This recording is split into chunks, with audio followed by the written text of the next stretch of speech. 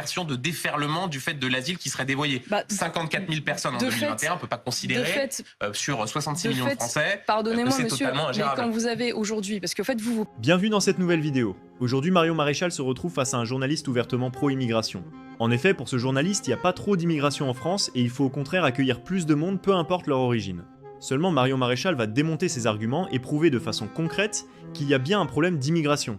Elle va défendre aussi la thèse selon laquelle le droit d'asile est en réalité aujourd'hui une filière d'immigration illégale. Je vous laisse voir. Permettez que je pose une question dans cette émission. Laissez-moi juste finir ça et après je vous réponds. Non, mais je m'intéresse à ce que vous dites. La preuve, c'est que je vais vous interroger là-dessus. C'est pour répondre à ça monsieur veut dire Duhamel. que le droit d'asile, typiquement, qui est un honneur pour la France, a priori selon les textes, vous dites non.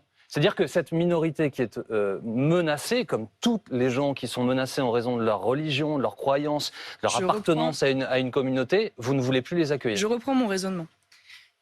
L'Office français de l'intégration et de l'immigration explique qu'il y a aujourd'hui à peu près 36% des migrants qui seraient frappés de problèmes psychiques ou psychiatriques.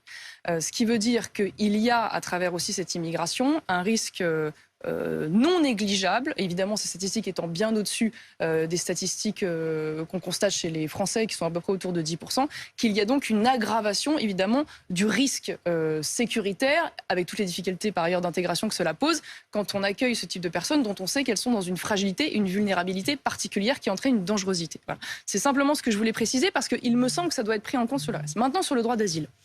Les choses soient très claires. Je ne suis pas du tout pour le droit d'asile tel qu'il fonctionne aujourd'hui. C'est-à-dire que je suis pour revenir à la lecture originelle du droit d'asile tel qu'il est présenté notamment dans le préambule de la Constitution de 1946, dans notre Constitution nationale, qui explique que c'est un droit qui est offert aux personnes qui sont persécutées en raison de leur action pour la liberté. C'est-à-dire, pour faire très simple, en réalité, initialement, c'était les combattants de la liberté. Ça veut dire les gens qui étaient persécutés pour des raisons politiques. Donc une minorité menacée de mort au Proche-Orient et Moyen-Orient, les chrétiens d'Orient ne font pas partie de cette catégorie. Pardonnez-moi de vous dire aujourd'hui, monsieur Duhamel, que si nous devions considérer que l'asile est ouvert à l'ensemble des personnes qui sont discriminées, persécutées, qui souffrent d'un accès aux soins, comme c'est le cas aujourd'hui, ou dans un pays en guerre, nous devrions potentiellement accueillir autour de 250 millions de personnes, à minima, pour ne parler que des zones en guerre.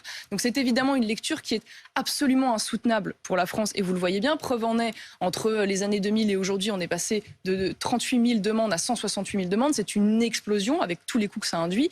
Pire encore, c'est aujourd'hui une filière d'immigration clandestine, parce qu'au-delà des personnes qui viennent demander ce droit d'asile, dans les règles telles que nous les connaissons, c'est aujourd'hui un système qui est utilisé pour pouvoir rentrer sur le territoire français, s'y maintenir légalement le temps de la demande, et évidemment espérer, ce qui est le cas dans la majorité des cas, ne jamais être expulsé du territoire. Vous savez combien de demandes d'asile ont été acceptées en 2021 ? Oui, tout à fait, la majorité sont déboutées. Non, mais il y en a près de 80%. Personnes la France a accueilli au titre de l'asile ? J'ai plus le chiffre exact en l'occurrence, mais 80% des personnes sont déboutées. C'est 54 000. Vous considérez que 54 000 personnes, et combien quittent véritablement le territoire ? 250 millions, comme vous évoquez. Et combien quittent véritablement le territoire ? Non, mais là, 54 000 de gens à qui on donne l'asile. Oui, d'accord. Et combien quittent véritablement le territoire ? Non, sur ceux qui ont été déboutés. Il y a 12% en fait des personnes qui reçoivent une obligation de quitter le territoire. Je répondais qui à cette aujourd'hui idée quittent véritablement le territoire. De submersion, de déferlement du fait de l'asile qui serait dévoyé. 54 000 personnes en 2021, on ne peut pas considérer sur 66 millions de Français. Pardonnez-moi, monsieur, totalement mais quand vous avez aujourd'hui, parce qu'en fait vous parlez de ceux qui ont obtenu le droit d'asile.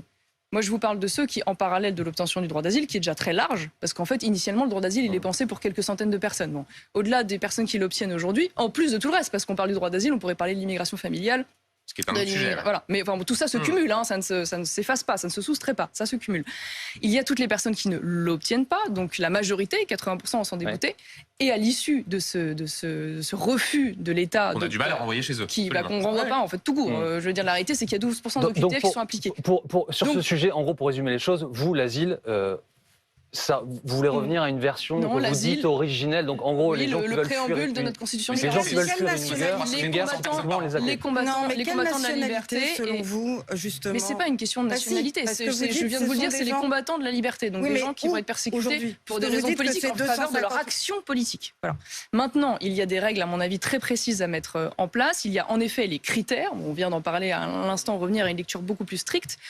Il y a bien évidemment le fait comme en Australie et au Danemark aujourd'hui, si vous rentrez clandestinement sur le territoire français, vous ne pouvez pas déposer de demande d'asile. Voilà, ça veut dire que le fait d'être en état de clandestinité vous ferme toute cette possibilité. Le fait ensuite que ces demandes le traitement se fasse à l'extérieur de nos frontières, c'est-à-dire que les demandes se fassent auprès des consulats français dans les pays d'origine ou les pays limitrophes, pour éviter justement ce dévoiement aujourd'hui du droit d'asile qui est utilisé comme une filière d'immigration clandestine. Ce qui est extraordinaire, c'est que j'ai le sentiment qu'on n'avance pas d'un pouce. C'est-à-dire que vous constatez aujourd'hui tous les méfaits qu'il y a à travers l'immigration clandestine. Tous les chiffres nous démontrent, et on va y revenir si vous me donnez un petit moment, qu'il y a aujourd'hui un lien entre immigration et explosion de l'insécurité. On a des enfants qui viennent de se faire poignarder dans une aire de jeu et on continue de considérer qu'il n'y a absolument rien à remettre en cause.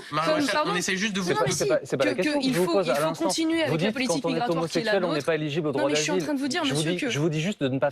Je vous demande si on peut faire une généralité sur l'homosexualité. Il y a des pays comme la France où on peut être, Dieu merci, homosexuel, et il y a des pays où on est menacé de mort si on l'est. Ça ne m'aura pas échappé. Je suis simplement en train de vous dire que malheureusement, vu l'état aujourd'hui de la France, vu l'archipélisation de notre société, vu le communautarisme, vu la difficulté d'intégration des populations étrangères et des descendants immigrés, vu les conséquences sur le plan sécuritaire, aujourd'hui, ça n'est pas responsable et ça n'est pas raisonnable vis-à-vis des Français et de leur protection de continuer de nous expliquer que la France doit accueillir toutes les formes de discrimination dans le monde, être le refuge finalement de toutes les formes de violence, de toutes les situations de guerre. Enfin, je veux dire, même économiquement, ça n'est plus viable. Dites-nous en commentaire ce que vous avez pensé de cet échange. Pour ma part, Marion Maréchal a parfaitement raison. La France n'est pas un guichet social et n'a pas à accueillir toute la misère du monde.